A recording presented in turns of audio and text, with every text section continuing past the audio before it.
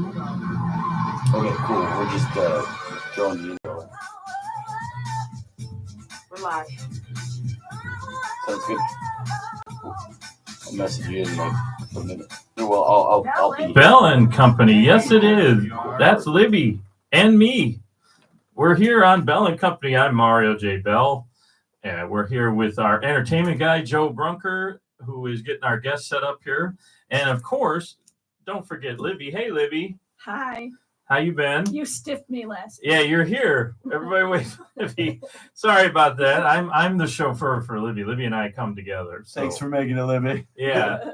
And then now today, I had a little health setback there for a minute. You know, I've never thought of this being a problem. Low blood pressure and low blood sugar. It's scary. Yeah. I mean, you know, I didn't think that would ever be an issue. Joe, do you know anything about this? I don't know if Libby knows anything. My mom definitely has diabetes, so like she definitely deals with quite a bit of that. Type 2? Yes, type 2. Well, now everybody knows that Joe's mom has got an illness, but I've got the same thing. I'm not afraid to say it. Libby always joked that you're sick, you need to see a doctor. For like 10 years that I've known her, or actually longer, almost 12 years now, or it is 12. You don't listen to me because I'm just a dummy to you. I guess it's, you're right. You're Libby Tartars, right? But no, seriously, I didn't get advice on what do you do when it goes the other way, because my problem was it was sky high blood sugar level, sky high blood pressure, and that put me in. That's when I had my little illness a couple months ago. But now I'm experiencing a total opposite, and I'm like, whoa. I just went outside. I realized my phone and all the equipment for the radio is sitting in here, so luckily I'm okay, though. So we're on the air. We're able to talk to our really cool guest, who actually is friends or has worked with our guest from last week, Patrick Ryan. Ryan, I almost said his real name, his stage name, Patrick Ryan.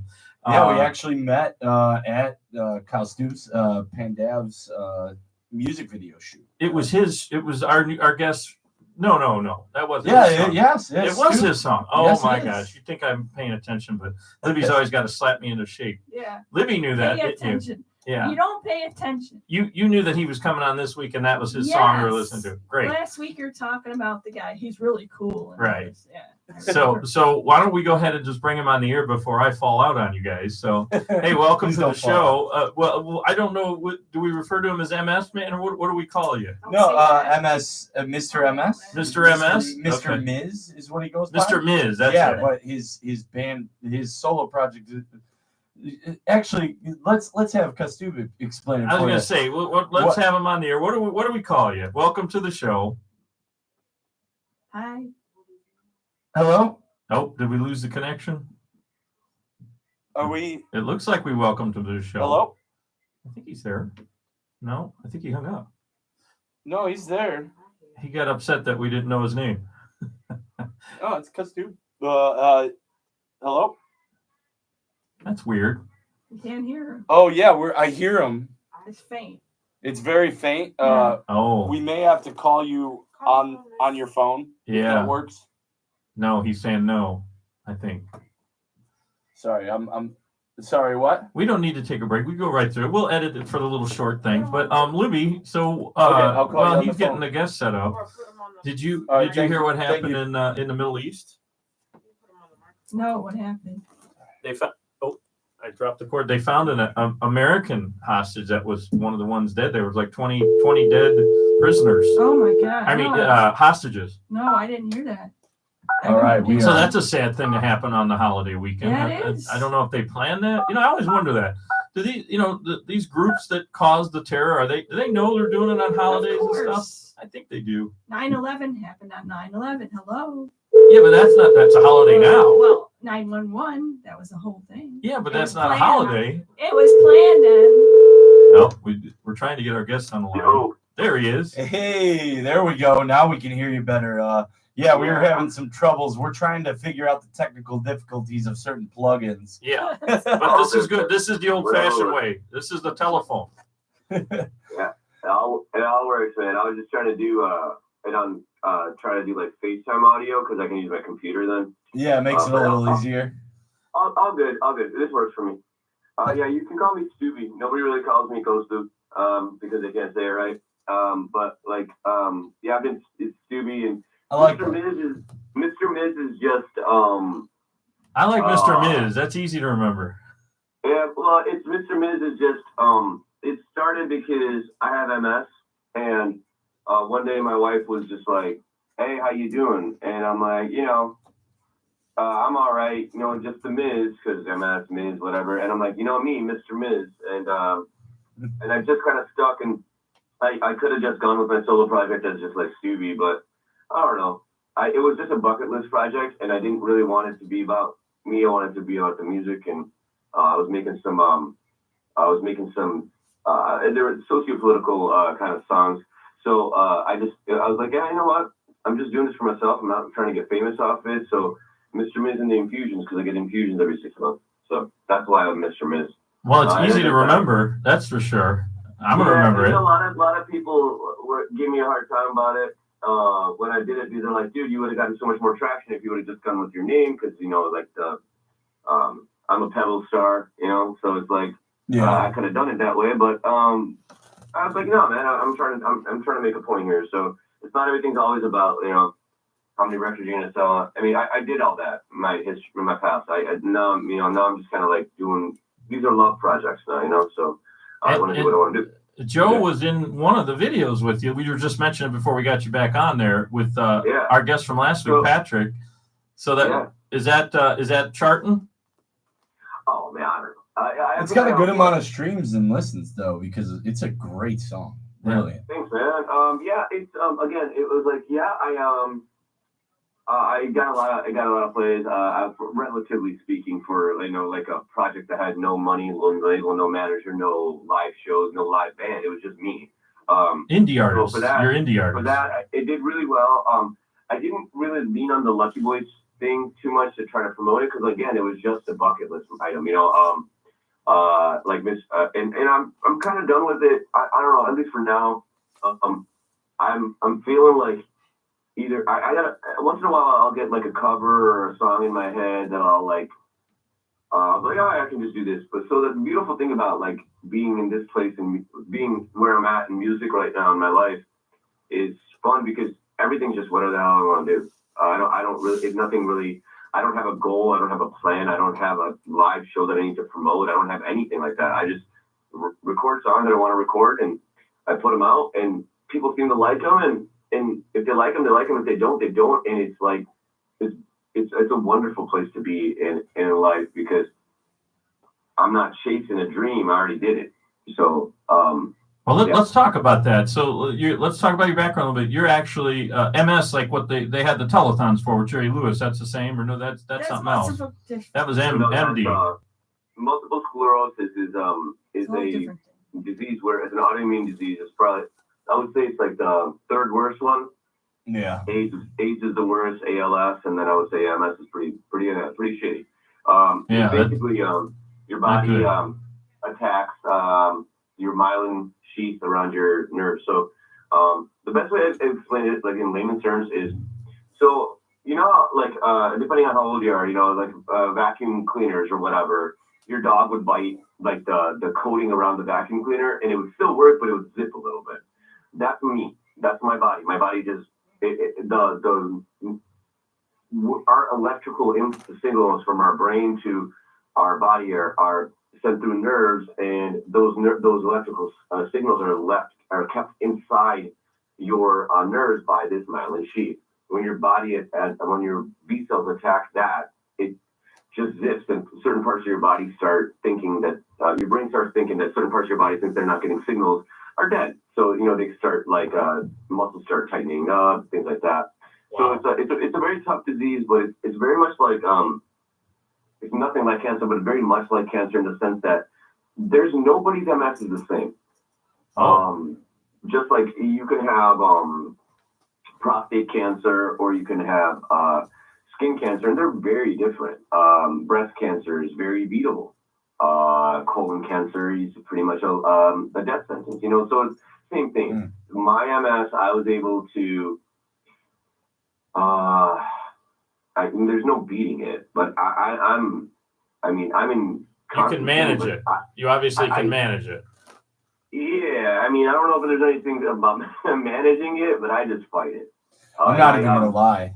Well, I mean, Yeah. you're doing music, so I mean, you're doing something very active, and you got to be thinking about making the song lyrics and doing the production. There's a lot of work there. I mean, it's a ton of work. I mean, I got a full-time job, 2 kids, and I'm still playing live music with one band at least, and we don't play that much anymore. But this year's probably the least amount of shows that we've ever played. But that's just there's other circumstances. My other guys are in other bands, and I got other stuff going on. But yeah, I mean, I still play. I have to see a doc. I see the doctor like 3 to 4 times a week. I have to. Yeah, man, so I feel like that. It's no joke. It's no joke. I didn't know it was that much. I had some issues myself, and I've been going to appointment after appointment after appointment. I feel you. I get it. Yeah. Not happy about it. A lot of time to maintain health. It takes a lot of work. But so you can either go all in like I am and go, fuck this, I'm gonna fight it, or you let the disease do what the disease does, and it's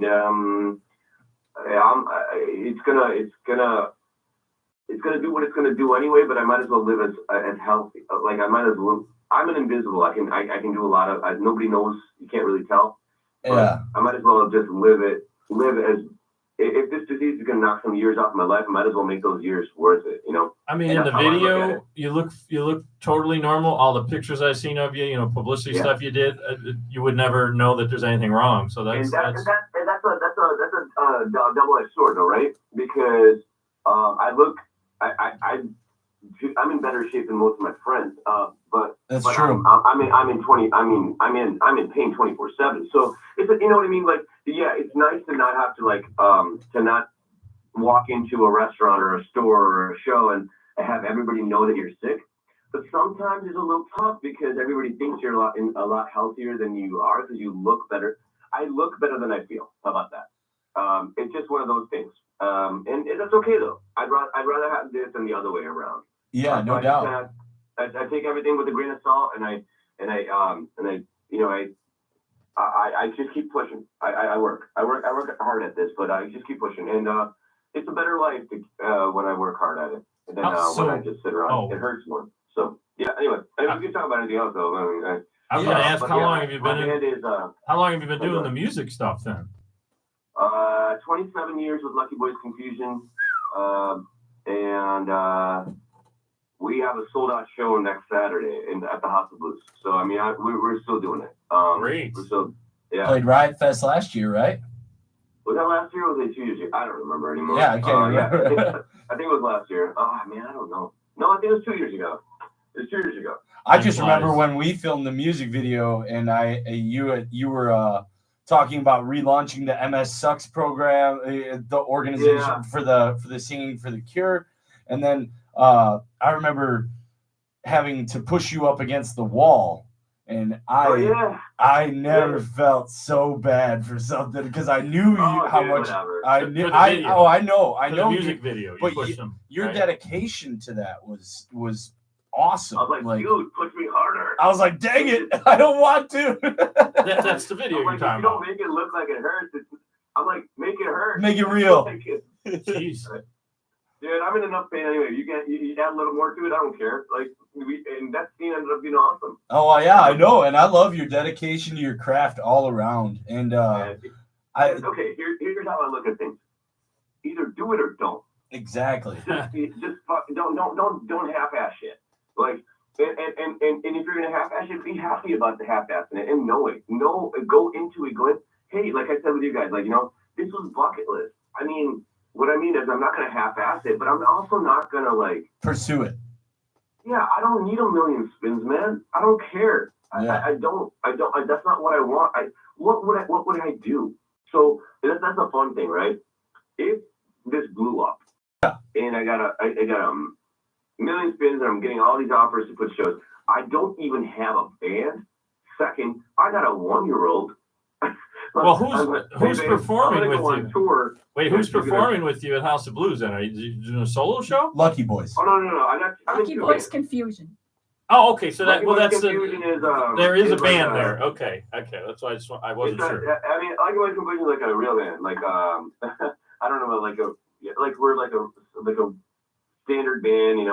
2 guitars, bass, drums, and we have been around forever in like our like Chicago. I mean, you guys are a staple. I hope anybody that listens and doesn't think I'm a cockroach, but we're Chicago darlings. You know, like we've been around for a long time. I agree. We have a very very loyal fan base that. If you're selling out House of Blues in Chicago, you're doing something right. Well, in 2006, we got together and said, hey, you know, I don't know if I want to put my full.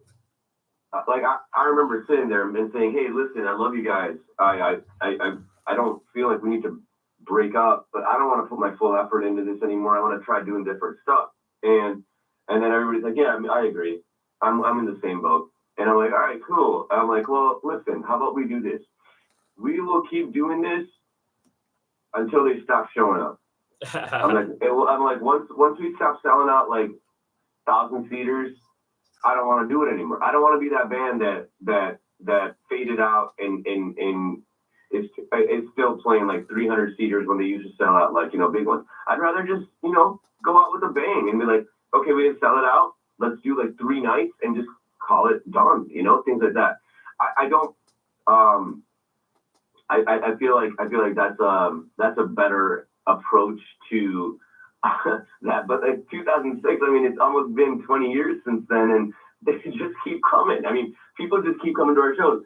So it got to the point where like in 2017 we put out another record because it just was like it's that fans are still there, and not even just there, but we charted when we put the record out. Yeah, you did, and you were with Electro, right? No, we independently put it out. Oh, wow. Yeah, and that's what I'm saying. It's like it's sometimes like, so I live in this like bubble, right? Where I got MS, I got 2 kids, I live in Skokie. I until those words came out of my mouth, I just forgot about it. Like I'm not like, there's Stubby and there's me, and Stubby's cool, and he's like on stage and he's, you know, singer and tough guy and rock star and chicks dig him. And me, I wipe asses and I make sure that my kids have food, and I go down to the basement and work from home. So like, I'm looking forward to turning into Stubby next Saturday, and that's gonna be fun. But that guy only comes around like maybe like 5 times a year. So, wow. But yeah, I'm a dad now, man. That's what I do. So, I'm a dad. I'm trying to be an author. You know, that's like the rock star in me is like, he comes out for Halloween. You know. I get that. Yeah. This isn't always going to be the full-time thing anymore, is what you're saying. You're kind of doing other things in life. And the thing is, man, I had a run. Like, yeah, you did. It's not. I don't have like that. Like, I have a lot of friends that didn't. So like people expect me to be like bitter that we never got to be Fall Out Boy or something like that, and I'm like, nah, man, are you kidding me? Like, that sucks. I mean, yeah, for sure. Do I think that we deserved it? Yeah, I don't care. I'll say it to anybody. But it brilliant songs. Just because you don't. There's a lot of bands that I think are better than me that we did better than. There's a lot of bands that I think are not as good as me that did better than we did. It's not all about like, Taylor Swift is like the biggest thing in the world, and I think she sucks.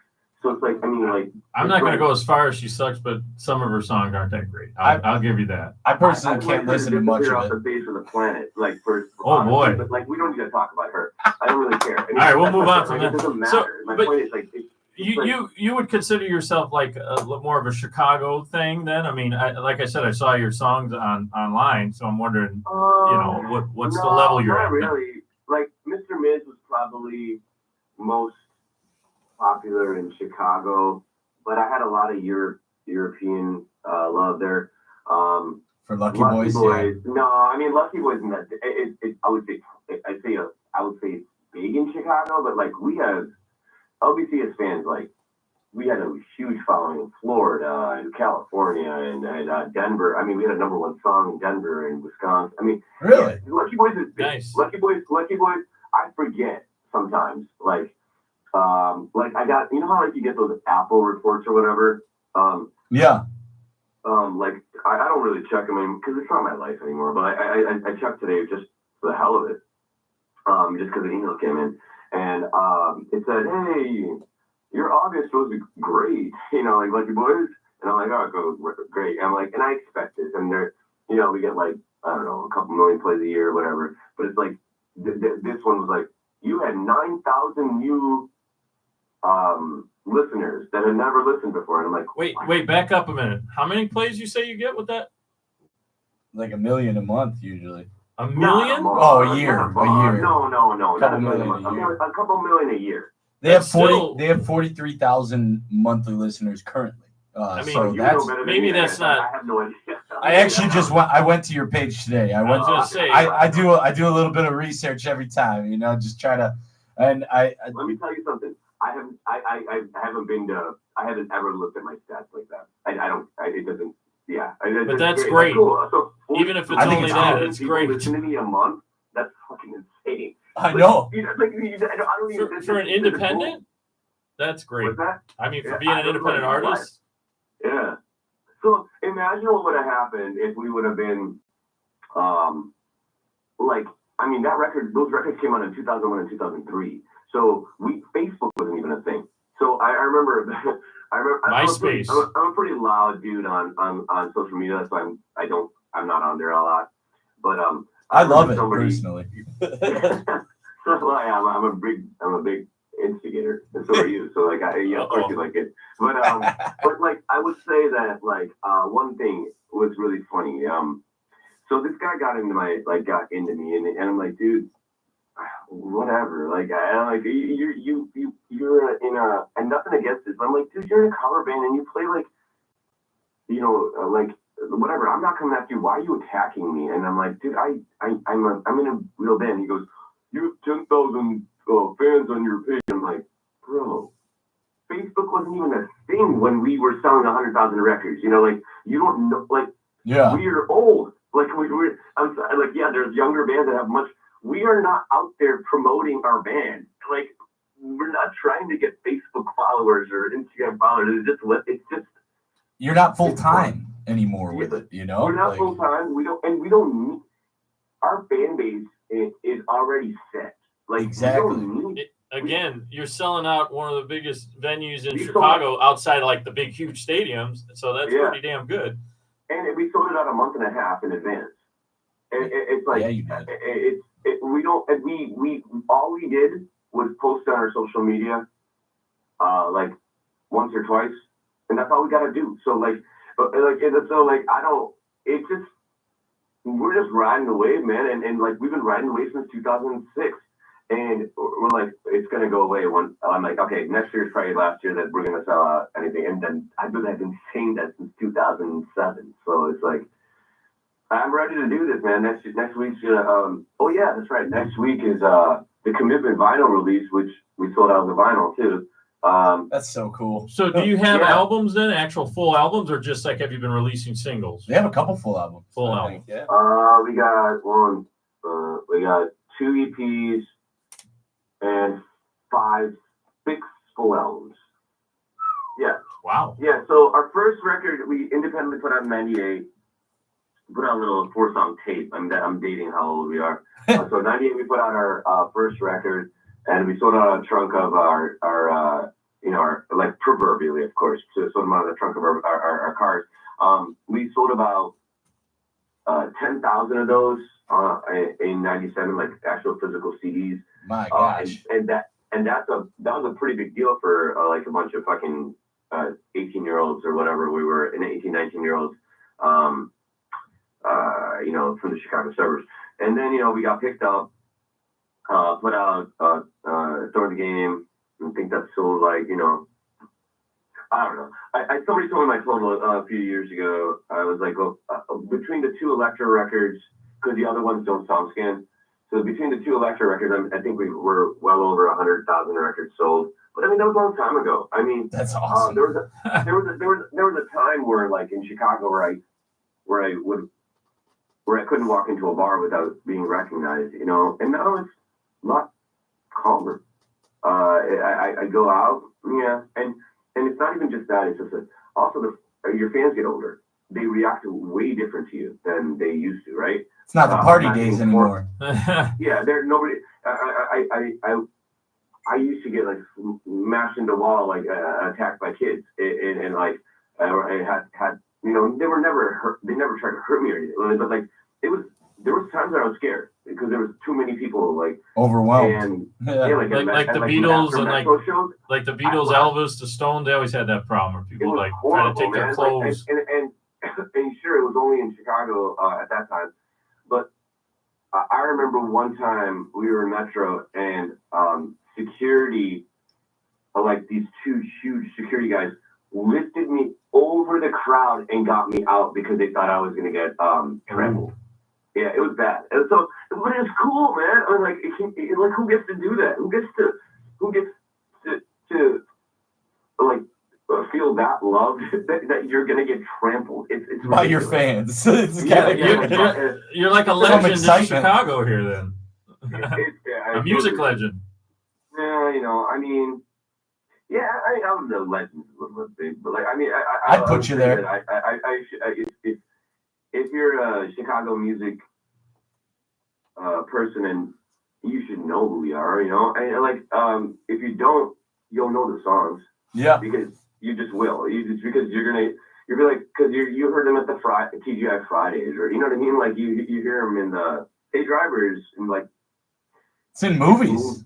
Yeah, a bunch of movies and a bunch of video games, and I don't know anymore. I'd have to Google it. I randomly like will throw something on, and I'll hear your voice, and I'll be like, "That's freaking Stubby." Wait, back up. I didn't catch that you're in video games and stuff. Is when, but you're in video games? Don't you pay attention? Yeah, like a bunch of video games. Like I think like some EA Sports things. I don't know. I don't play video. Weren't you in like NHL Hits or something? I don't know, like a hockey one. I think I thought I heard you in the Hits. Yeah, guys, I don't know. I know that's pretty cool though. It was more like we tried to do our research, but we. I was just like, there's so much. Like, oh, cool. EA's like, okay. I'm like, where's my check? All right, cool, whatever. You know what I mean? It wasn't like I didn't. I did now. However, I will dork out right now and then tell you this. So, so the first move. Well, okay, so I went to the theaters. Of course, I'm cheap. I mean, I was making so much money too. I don't even know why. Like back then, you know, there's a time in life where like I was really young, making way too much money that I, you know, like, and I didn't know what to do. But I still was kind of like, I don't know. So I went to like the Dollar Theater to watch Looney Tunes Back in Action, and my friends are like, "What are you doing?" I'm like, "I'm going to go see the Looney Tunes movie." They're like, "That came out a long time ago. Why you going with your nephew?" Like, you know, I'm like, "No, man, my song's in it. My song's the main song, and it's like Looney Tunes." I'm like, "Hey, man, fuck you. What are you in?" Like, you know, like, and so I waited, and we gotta watch that F word. The F you. There you go. Oh, sorry. I didn't know that I was in love. Yeah, we still, you know. My bad. Sorry, I heard might say something. Somebody will say something. Dude, guys, look, man, I've been on the radio a gazillion times. You guys should have told me. I'm very good at censoring myself. It's all right. Oh yeah, that was my apology. It's YouTube. Sorry, I forgot that. And online, but just for the, you know, just got to be careful a little bit. For myself. Any other word is fine. But anyway, sorry. Now I cut off a good story. So you're in the Looney Tunes movie. You're telling these guys, hey, you're not in one.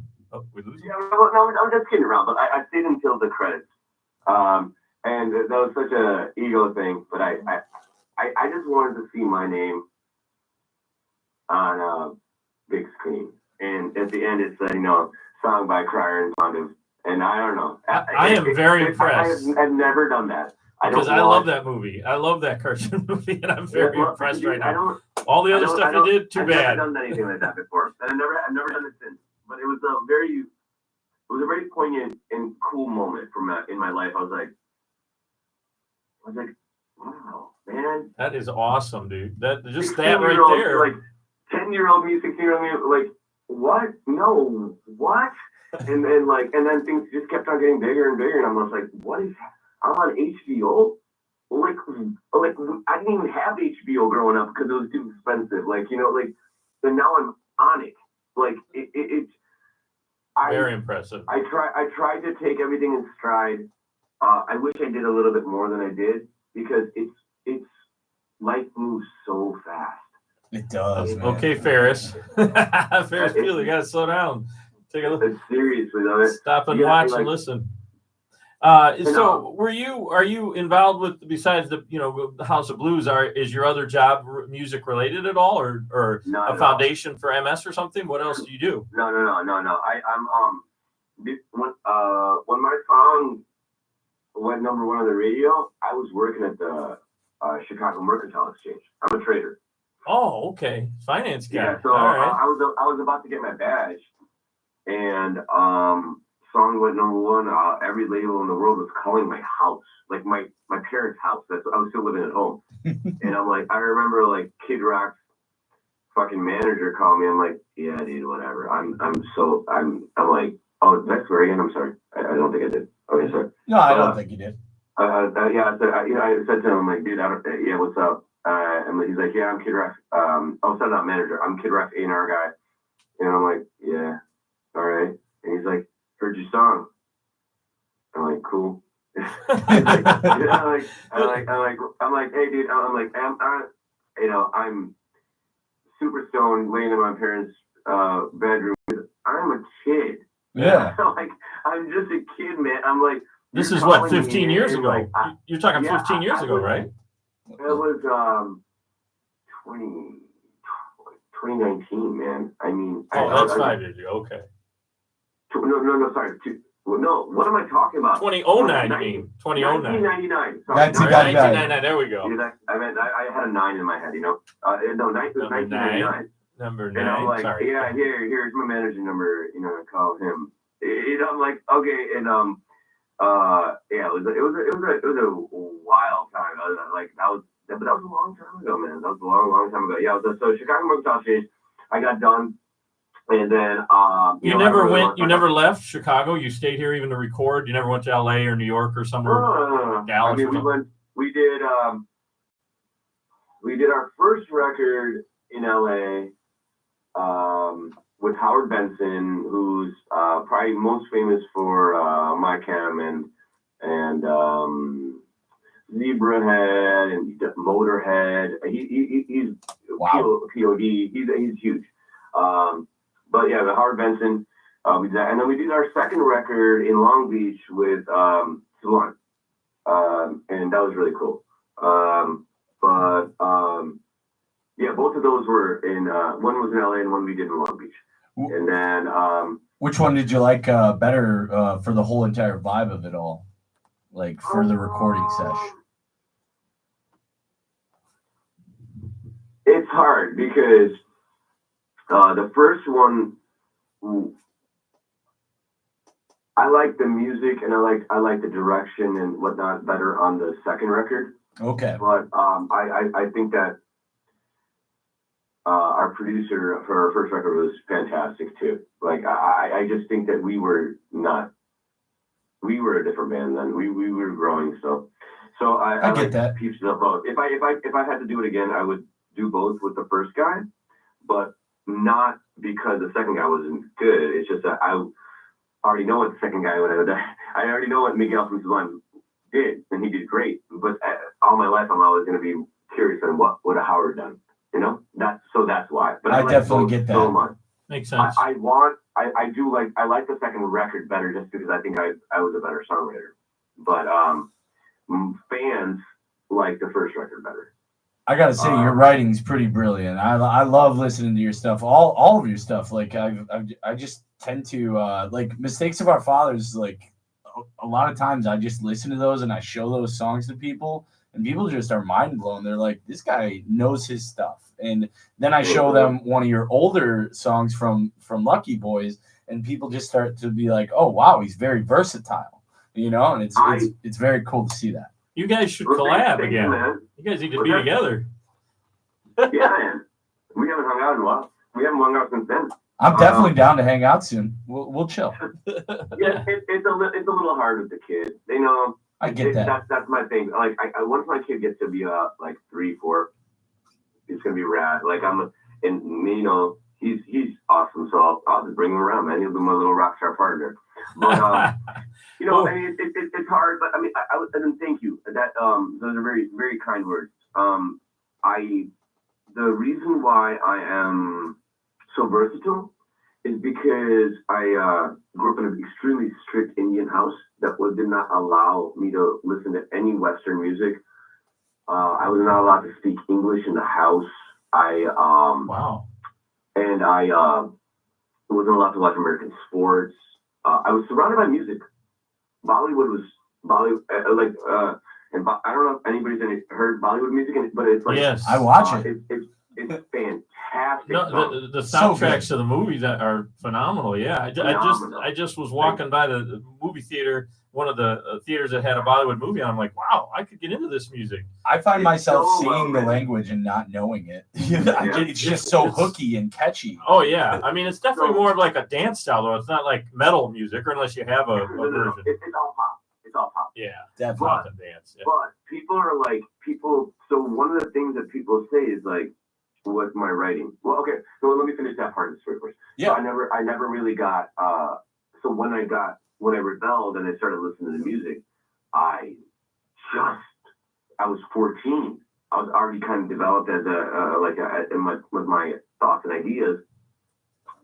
I just consumed everything. Like anything I could get my hands on, I would listen to. And that's probably why I don't listen to a lot of music anymore, because I kind of overkilled it. I get that. But I just, man, I mean, it was like delving, like Nirvana was my first band. And then I just delved hard into the grunge, and then I got the hell heavy into the punk rock, but within minutes. You know what I mean? This is all in Chicago. You're living in Chicago when you're getting into. Yeah, I'm in a western suburb about 30 miles west of Chicago. Okay, You were in Downers Grove? Did you say Downers Nice. Grove? Yeah. I'm from Burr Ridge actually. So. Oh yeah. So I went to Downers South. Yeah. Oh, nice. 5,000 Small world. years ago. For everybody listening overseas or wherever they're listening outside of Chicago, this is all Chicago stuff. But hey, we're talking to Mr. Miz, and you say his name again, Joe, because I don't want to screw it up. Stubby. We'll go Stubby because Okay, I Stewie, said Mr. it. Miz. You know, it's funny because like I've always known you as Stubby. Jacob Rosas introduced, like he told me about you, and I started following you, and then we started debating politics with each other, and it was fun. Oh yeah.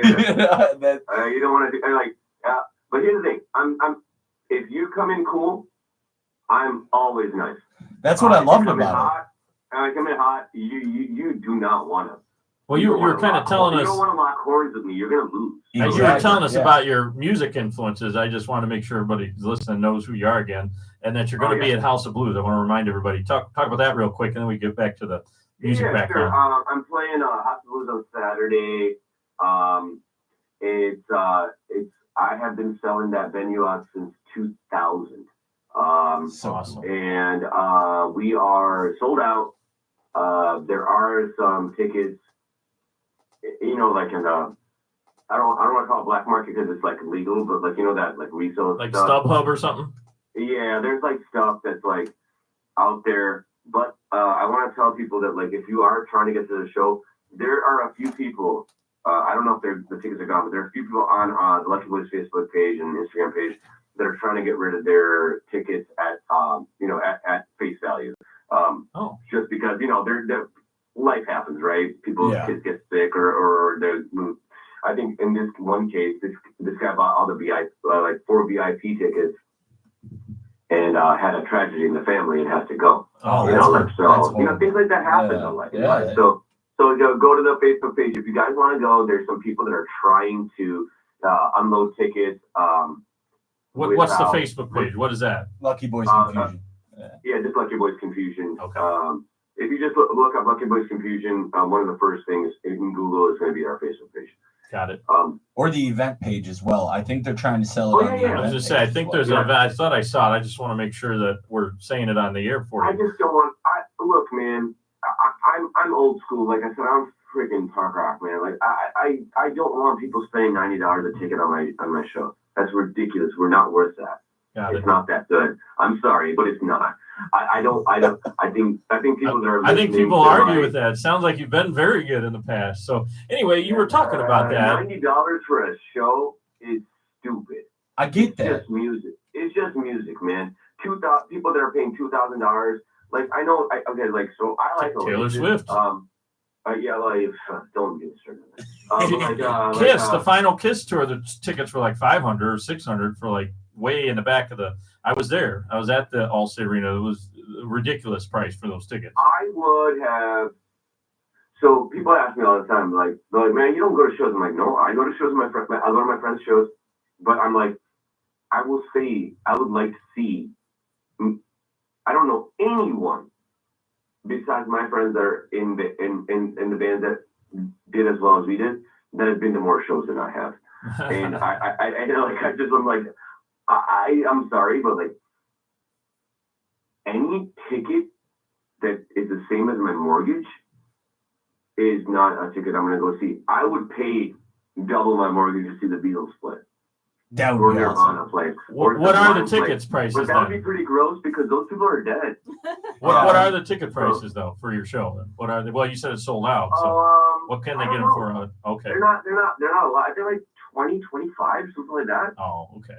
But, the face value. But I mean, dude, but even those, after all the things, people are paying like $50 a ticket. That's why we keep them that low. I mean, look, man, I'm not trying to be like cocky or anything. I know for a fact that I could have had $35 tickets. Oh yeah, easily. I know my fans will pay it. But they definitely would. But listen, that's shitty. Well, that's why you're sold out. I don't need to do that. You're fair prices, and you're at a great venue. I mean, that's an awesome venue to go. And I don't need it. I don't need the money to live. I have a job, and the thing is, I just want to be. I want to spread happiness, and I want to be happy. You're doing well at it. Happy, and I don't think that. Look, for my last shows, for sure, I'm gonna have to up the prices because I don't know when that's gonna be. That could be in 10 years. You know what I mean? I don't know, but like I will for sure. Last show, because we'll do all sorts of like we'll pull all the stops. You know what I mean? Like it'll be justified because we have to do more stuff. Well, we could get back into what you're talking about influence-wise, but what will you be doing then? Yeah. Will you be with your band or will you be by yourself? What are your plans with the music then? Oh no, I'm pretty much done with Mr. Miz until I just come up with a new idea, like a new song. You know what I mean? Like it's just whatever I want to do, and Joe will be in the video for sure, and so Patrick, whatever I do it. But I'm like right now, lately I've just been trying to like, man. The only thing that's inspiring me right now is covers lately. To do some covers and Hallelujah was awesome. Oh, you guys did Hallelujah cover? He did Hallelujah. Yeah. Thank what you. was the video you're in again? What's the name of the video? Mistakes of Our Fathers. Mistakes of Our Fathers. Because I love the way it was shot. I was just looking at the video itself. You know, Alex Zarek, he's going to be interviewed in a couple a month and a half or so. Yeah, your cinematographer, we'll call him. Yeah, great job on that video. Yeah, he killed it. You know, me and Alex was over last night. Awesome. It was my birthday, and he like we're really good friends, and it's nice to be. So it's nice to be so close with your videographer because you can trust him that you know that I have never. He shot like 3 or 4 videos for me, and I've never asked him to change anything. Great. Because he's so good. In my mind, I go, he has my best interest at heart. And I have been in rooms with people when we're mixing songs or mixing or editing videos where they're just thinking about themselves. Like they're just like, I don't like how my face looks. Shut up. Like that's not what this is about, man. It's not about like how many chicks are going to think you're hot. It's like, about the art, man. Yeah. Exactly. Is it a cool scene? You know, like, and there's nothing wrong with like looking attractive or what, you know, if that's what you're looking, that's fine. But if if you're shooting a video and that's not what you should be focused on. That shouldn't be the substance of it, you know? Yeah. It should be the song and the story that propels it or whatever the lights. And also your idea of when you look attractive and what other people, you know, find it, you don't, the person that you look in the mirror isn't even what you look like. You don't sit with him in the video session, you know, the editing sessions to look at it with him. You just trust him, huh? He's so good. It's not even funny. Yeah. I've been in 4 videos for him and he's so good. Like it's crazy. And he loves me. Like he does. He's my guy. You know, like he would never do me wrong. So We'll have to call him for some videos if we need videos done outside of here. he is so good. You gotta, if you need him for anything, and he's fairly priced, he's good, and he takes pride in his work. And Brian also. So what that's you were the most important thing you need to find in anybody that you're hiring for anything you do. Do they take pride in their work? If they take pride in their work, that means that if they screw something up, they're going to come back and fix it. So, it seems like it's not a thing anymore. A lot of people don't anymore, but I'm glad that this gentleman does, and we're interviewing him in a couple of weeks, so yeah, that'll be a good. You got to listen. So you were talking about like your influences. I just want to make sure everybody knew who we were listening to. But what were some of the things that you liked a lot that said, okay, I got to put that?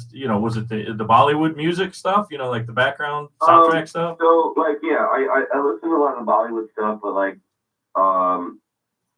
and that's where a lot of people that listen to my music will be like, man, you're really good at writing hooks and like lyrical and like, and I'm like, well, that's all that music was. Straight up. Yeah. And so it's like, but my headspace is all angst and rebellion. So I had this, really addictive, hooky stuff that was. I learned how to craft a hook and a pop tune without realizing I was learning it at a very, very young age through Indian Bollywood music. I think Libby would really dig your music.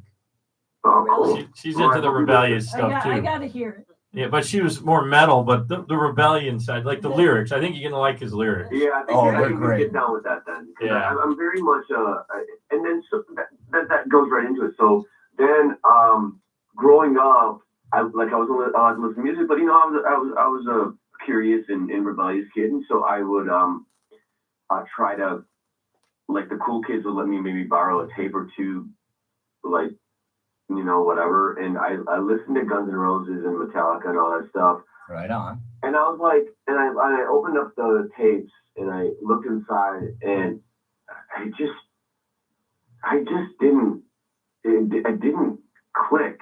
The music was good.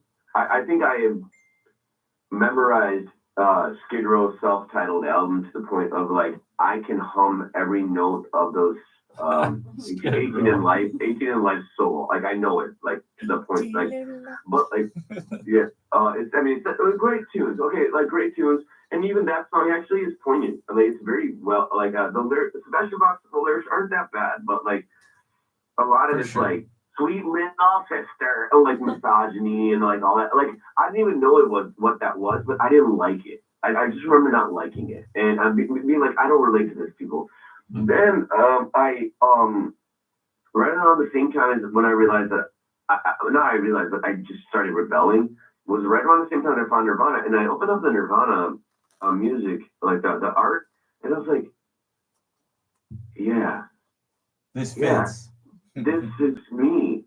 And then I started getting into that's when I started getting into all the rebel music.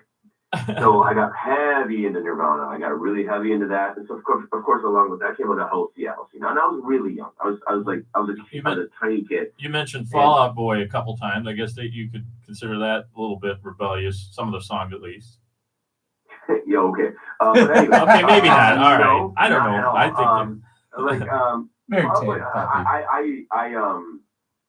think those guys used to open up for me. Like they're nice guys. I was the only band thanked in their first album. They're cool guys. Wow. I have nothing against them, but I'm rebellious. No. Well, I'm just thinking of bands from Chicago that are a little bit like punk rockish. I would say Green Day, but they're not. If you want to talk about Rise Against, you want to talk about Smashing Pumpkins. Oh, here we go. Okay, the Pumpkins. There we go. Another perfect example. Those guys write songs about girls, man. Like I don't like they sung up. That's like. I think the last record that they put out had like their tears in them and stuff. Fuck them. Yeah, I know. They're really who's funny. That? Who are we talking about? I love touring with them, and they're nice guys, but they're not rebels, man. Oh, you mean Fall Out Boy? You're talking about Fall Out Boy. Okay. Yeah. Oh, I think I swore again. I'm sorry. Well, it was quick. It was quick. Okay. All right. So, But no, I mean, no, nothing is fault. By the way, they're nice guys. But like, I would say other stuff. But anyway, like when I got into music, so that right around then, though, that was like early 90s, and early 90s was a good time for music, especially if you were trying to get away from that like misogynistic drug rock. You know, I mean, it's still drug rock, but like it was still like, but it was different. And we had that, and then we had Dr. Dre and that whole like Snoop Dogg stuff going on, and I got so into that stuff, and it was like people were like, well, how do you like both? I go, hip hop. I don't get it. I was like, what do you mean? Like, well, you can like alternative or you can like rap. I'm like, man, you're an idiot. That like, makes no sense. You're limiting yourself to like great music on both. I was just, then I discovered Marley. I discovered the Beatles, and I discovered, oh my, like, this is the thing is, within 4 years of high school, I got an education of music, and it's all I did. What is your genre then? What do you call that all these, you know, the band you're in now that you're playing at House of Blues? What is that style of music then? Punk pop. Lucky Boys is probably closer to pop punk than anything else, but man, we have rap songs and reggae songs, and yeah. Okay. I think the biggest problem with Lucky Boys Confusion always has been that they couldn't put us in a box. So the people that find us and hear us and listen to us are so committed because they get it. But it's hard to find us because like we don't end up on a lot of playlists, because like one of our songs should be on a pop punk playlist, and one of our songs should be on a reggae rap playlist, and one of our other songs should be on a pop playlist or a reggae playlist. And it's just, so people are like, what do they do? And they're like, well, you end up in like a top 40 category. but not really though, even because like top 40 artists pretty much do their own They thing. stick to the same genre, you know? I mean, it wouldn't be AC, right? Or hot AC maybe, because it's got rap and No, man. Reggae. You listen. Just do this. Go Google or like pull up on Spotify. Pull up Throwing the Game and listen to it. You'll know exactly what I'm talking about. I'm just talking about for the industry. The first song to talk about you. You know, where you what how they classify you. That's what I'm talking about. Like on Spotify, what category are you in? You don't even know. I believe it's mainly pop punk, but they do dabble with. They delve into all the areas, so it's like Spotify categorizes that. I mean, I have my computer in front of me. I can look it up. Yeah, it might be. I can't remember. If I check Spotify or if I check Google. Yeah, I got it. No, I thought I have it right here. I'll look it up. But I mean, yeah, I don't know. I would say that we're like, I don't know. I'd say that most of our songs, we probably gravitate more with the pop punk fans than anything else. Like you would play in Chicago, you'd probably play Reggie's would be a good bar for you guys, because it's a mix of everything there too, just like House of Blues. A little smaller. We played Reggie's before. Yeah. That's a good venue. For like a little show, sort of small show. It doesn't say on like Spot. It just says 45,000 listeners or something. And might be more on Hey Google. Driver has. Oh wow, I didn't know that. Hey Driver has like 5 million plays. Yeah, I know. See? I actually just looked at it. we got a music celebrity here. Joe knows all the cool people. That's for I sure. have no idea. Pretty cool, ain't it? Well, what I saw in just a YouTube video, I was like, wow, there's a lot of views on YouTube. We got to learn from you. Man, I got like in my head, like even though I'm a trader, like who deals with millions all the time, it's other people's lives, you know, that I'm like helping. Like 1 million, that's 1 million people have listened to this song. That's so insane. And this is just Spotify, you know what I mean? Like we've only like, that's insane. That's insane. This song is just a song I wrote while I was waiting for my ex-girlfriend to come home with my wings. And again, this isn't even more recent. I mean, you're still having the following at House of Blues are coming this upcoming Saturday. For songs I wrote 20 years ago. That's phenomenal. Well, it was great talking with you. Thanks for being on with us. I want to meet you in person. I'm going to have to be down at House of Blues. Me and Libby are going to go down there with Yeah, Joe. yeah. Maybe we got to get them VIP tickets. I'm We're gonna- unfortunately going to be in Oh Georgia. wait, he's not going to be here. Yeah. He's going to be out of town. So I wanted to go to that show. Libby and Mario J. Bell will represent. You guys can come to the next one, and I can get you in. This one is been so sold out. So Yeah, long. no chance of getting those We'll VIPs. play again next year, and and maybe we'll do it. We can even do it like a. That'd be cool if we could do an on-site. You know. We can do quick interviews, absolutely. Maybe not the whole live show, but something. And then we also have, if you guys, if say like your solo music, I wanted to come in and do a live performance in studio. We got a huge studio or your for band. We have a pretty large Where studio. are you guys at again? In Westchester. the suburbs. Yeah, the suburbs. Westchester. Really? We don't give out the specific. We're in the bunker, but yeah, we're in the western suburbs by Westchester. That is Yeah, correct. all right, cool, man. Yeah, so we're out here. We're in Chicagoland. Let's put it that way. You definitely can make it out. I can swing. I can definitely swing out there. I have to figure out how to do it, but yeah, maybe me and Adam can come out before the next show. Yeah, or Absolutely. I love having guests. guests on more than once. Joe's gonna hook it up. He's not my entertainment guy. On your show if you guys want to, because I got a few other people that like if you guys are Perfect. looking for more, Joe, make notes. Joe's the entertainment guy / booking agent now. I'll message you, Stubby. Great to meet you, Stubby. I know everybody, so I can help you out. You're a good guy. Thank you so much. Thanks again for coming on, Mr. Ms. / Stubby. It was a pleasure talking with you, and glad you were able to make it tonight with us. And like I said, we'll be in touch for sure. Thanks, man. Everybody else have a great rest of the weekend, and it's Labor Day when we're doing this live, so hopefully everybody's enjoying their weekend. Thanks again to our guests, and everybody have a great weekend. Take care. Bye, Joe. Bye, Libby. Bye. Thanks, Stubby. Bye, everybody. Later. Thanks, Yeah, Stubby. sure. Thank you. Bye. Bye. Bye. Good time.